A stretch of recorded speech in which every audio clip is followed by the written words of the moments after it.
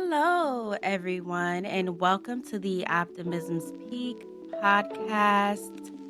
I am your host. My name is Nike Marie, and I thank you guys for being here with me today. So, let's get into today's topic: setting boundaries without guilt. Boundaries without the guilt. We're going to talk about it, right? But first, let me tell you guys a story. I have pretty well established boundaries around dating. And, at one point, this season was going to, it was almost about dating, right? But there's already so much dating material and advice and do's and don'ts in the ether, So that's why I wanted to um, make, of course, this season about self-care anyways. Um, I met this guy and he worked late hours, right? He invited me out on a date that started at 10 p.m. because apparently that's when he got off of work, right? I was at the time and still very much am a day party girly. I like to be out the house by 11 and back in by 10 p.m., right? That's a good day. That is a good day for me, which is why I set a boundary around that, right? I don't want to go on no dates at 10 p.m. Like, we're not in, first of all, we're in DC. And, younger New York City days, bet, especially if we've already been out, I'll hang out with you past 10. But to leave my house at 10 p.m., yeah, nah. But I did, of course. For whatever reason, I did push that boundary for that particular guy.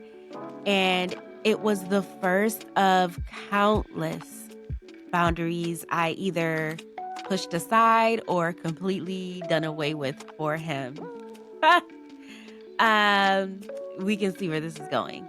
So, as a result of me pushing these boundaries, this man played in my face. Oh my God, he played in so bad. It's embarrassing. So bad. That man played in my face. Bad. So even though I made, so many concessions for him, he never respected me, right? And I don't want to get into the whys because they aren't really super relevant. But if I did stick to my boundaries, I'm sure it wouldn't have gotten that far between him and I. And I'm sure it would have ended things between us sooner because, I quickly realized that he actually loved himself so much that it was unthinkable for him to inconvenience himself in any way or even make an effort in our connection, right? I needed to get like him. I needed to be like him where it's like, oh, you want me to do that? No, that's way too inconvenient. Why would I do that? I'm resting. I needed to be like him, for real. Because he is the self-care king. Shout out to you, because I think he's still listening. When we aren't setting boundaries, we are prioritizing whatever it is that we're not setting boundaries on, right? It could be work, it could be your relationships. We're prioritizing that over ourselves, and there is nothing noble, nor is there any prize for sacrificing yourself because Jesus already paid the price. Amen. I want to say that again because I feel like that's so important. When we aren't setting boundaries, we are prioritizing that, whatever that is, over ourselves, and there is nothing noble, nor is there any prize for sacrificing yourself. Jesus already paid the price. I feel like that sounded rough. I don't want it to be rough. Soft, calm, nice. So I realized during last season, I talked about like the importance of setting boundaries, but didn't really provide much of a definition, much of like a little bit of a framework. So I wanted to do that with this episode, right? And it starts with defining it, right? Setting boundaries means clearly identifying and communicating what is okay and not okay for you, emotionally, physically, mentally, and even with your time and energy, right?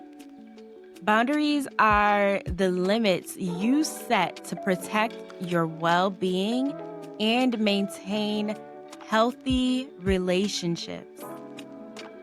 They are not about controlling others, but they are about taking responsibility for your own needs and being honest about what you can give and what you won't accept.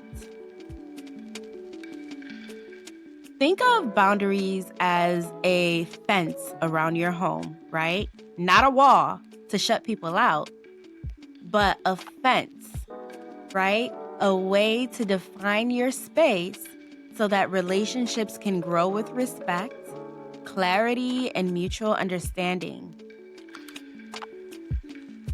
Here are some examples of boundaries. Saying no without over explaining.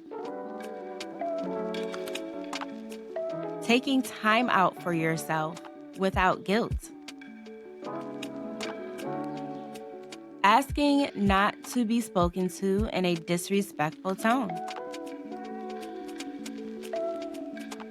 Letting someone know your availability or limits with communication.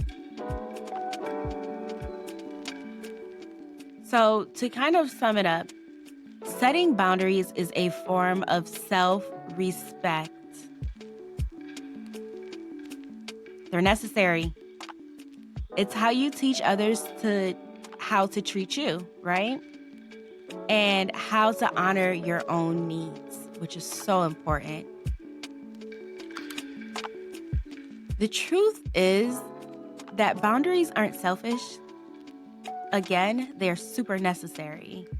And boundaries is how we protect our energy, our peace, and our priorities. But somewhere along the way, especially if you're someone who is used to pleasing or always showing up for others, setting a boundary can feel like a betrayal, right? Like you're letting someone down. But once you start to feel that way, that's when it's time to reframe it, right? I want you to sit with a boundary is not a rejection of someone else, it's a commitment to yourself. I'll say it again. Sit with this. A boundary is not a rejection of someone else. It is a commitment to yourself. So when you say, I can't make it tonight, I need rest, you're not being flaky, right? You're being honest. When you say, I'm not available to talk about that right now, you're protecting your emotional space. And that is strength. It's not selfishness. Now, if guilt comes up, that's okay. That's normal. It's a normal emotion, right? It just means that you're doing something new. And that's something you can sit with as well and acknowledge it, but don't let it drive you. You are allowed to say no without explaining. You are allowed to change your mind. You are allowed to choose you without apology. So, today, I invite you to try one small boundary, just one, and watch how powerful it feels to stand in your truth, even if your voice shakes. This is important, right? Because the people who truly care about you, they'll respect your boundaries, not resent them. You got this. Before I go on to the reflection exercise, I do want to acknowledge that setting boundaries can feel incredibly uncomfortable at first, right? Especially if you're used to putting others first or avoiding conflict. You might worry that you're being selfish. You might worry that you're letting people down or risking relationships. And I get it, right? I get that guilty feeling.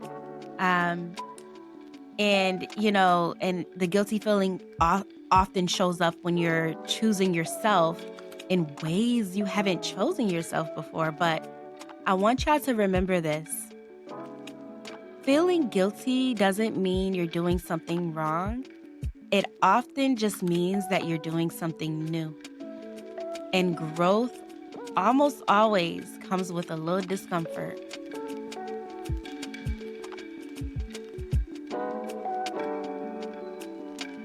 All right, so let's move on to the reflection exercise. Um, and the title of this exercise is really, what am I saying yes to when I mean no, right? And there are 4 prompts I want us to kind of work with, right? The first one is an audit of what's draining your energy, right? And we should be asking ourselves, or writing it down in your journal, what situations, people, or commitments leave you feeling emotionally exhausted, resentful, or overwhelmed? Where do you feel like you're giving more than you're receiving? The second prompt deals it with resentment, right? And kind of figuring out where our resentment lies. And I want you guys to answer these questions in your journals. Think of the last few times you felt frustrated or taken advantage of. What was happening? Who was involved? Resentment is often a sign of a boundary that's been crossed or never set. So you feel like, dang, I shouldn't have let this person do this, and now I'm feeling some type of way, especially after like the end of a relationship, right? You're like, gosh, I let this go on like this, or you know what? I shouldn't have let my job call me during my vacation because now I'm just as tired as when I left,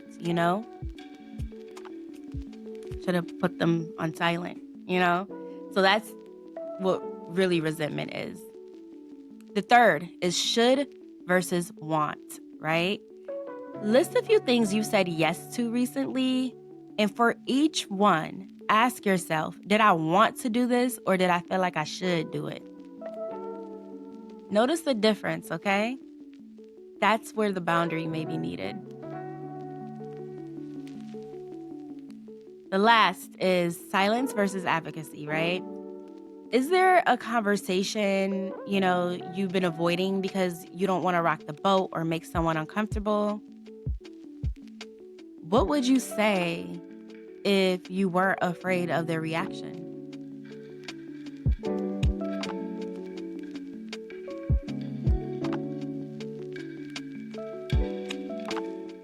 So after you do these prompts, I want you to kind of take inventory of any patterns you see, right? Do you see any patterns? Are there any? And just pick one place where you would want to try setting a small, respectful boundary this week, right? And write it down like a promise to yourself. Promise yourself.